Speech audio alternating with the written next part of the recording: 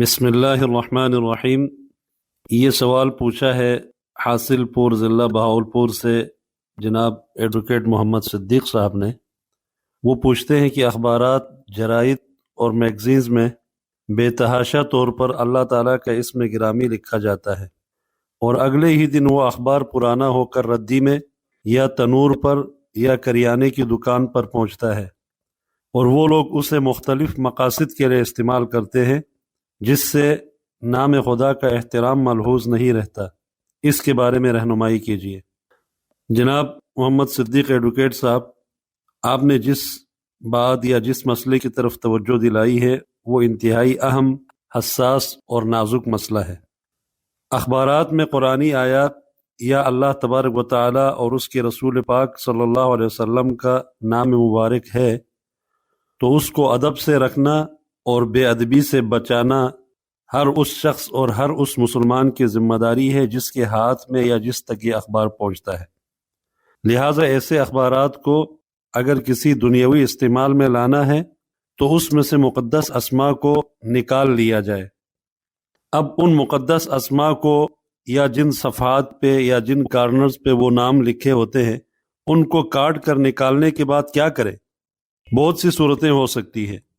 ان مقدس ناموں پر مشتمل اوراق کو یا تو کسی محفوظ مقام پر پاک کپڑے میں ڈال کر دفن کر دیا جائے تاکہ ان مقدس اوراق اور ناموں کی توہین نہ ہو، یا جن مقامات پر مقدس اوراق کے ڈبے رکھے ہوتے ہیں ان ڈبوں میں ان کو رکھ دے۔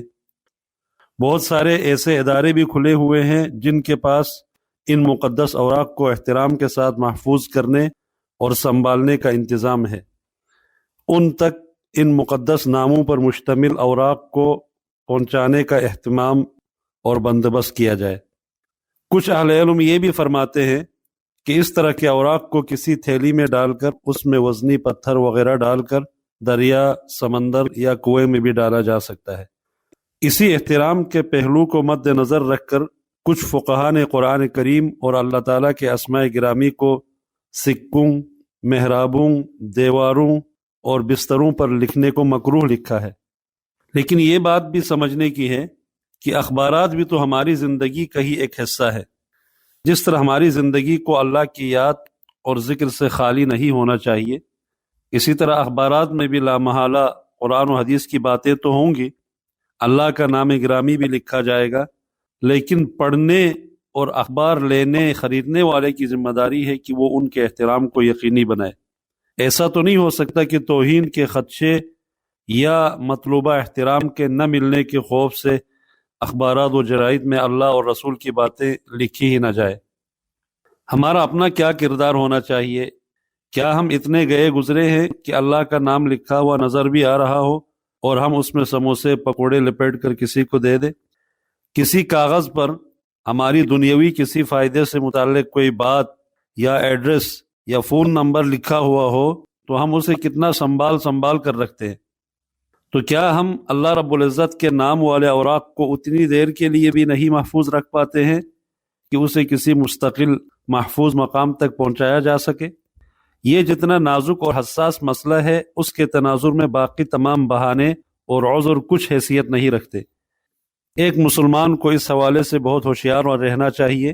پھر ہمارے ملک میں ان سے متعلق باقاعدہ قوانین بنا ہوا ہے تو پھر ان قوانین کی بھی پاسداری ضروری ہے۔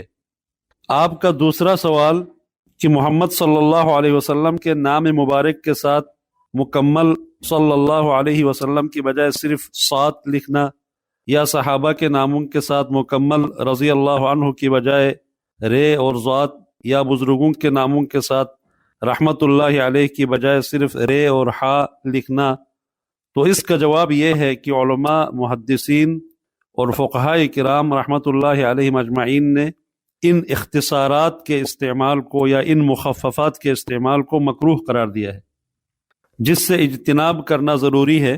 قرآن کریم میں اللہ رب العزت کا فرمان ہے، ان اللہ وملائکتہ یصلون علی النبی یا ایھا الذین آمنوا صلوا علیہ وسلموا تسلیما۔ یقیناً اللہ تعالیٰ اور اس کے فرشتے نبی اکرم صلی اللہ علیہ وسلم پر صلاۃ یعنی درود اور اللہ تبارک و تعالی رحمت بھیجتے ہیں، سو اے ایمان والو تم بھی ان پر درود اور سلام بھیجا کرو۔ اب صرف 7 لکھنا اس حکم قرآنی کی صریح خلاف ورزی ہے۔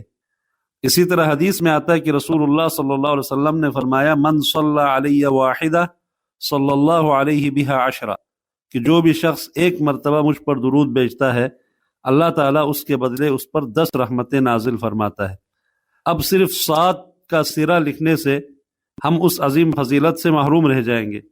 اسی طرح صحابہ کے لیے را اور ذات لکھنا، باقی بزرگان دین کے لیے رے اور ہے کا استعمال، یہ بھی خلاف ادب اور مکروہ ہے۔ ان نفوس قدسیہ کے حق میں اللہ کی رضامندی اور رحمت کے حصول کی دعا کرنا ہمارے اوپر ان کا حق ہے۔ اب ہم اس میں ڈنڈی مارتے ہوئے ان اختصارات اور مخففات کو لکھتے رہیں گے تو گویا کہ ہم ان کی حق تلفی کر رہے ہوں گے۔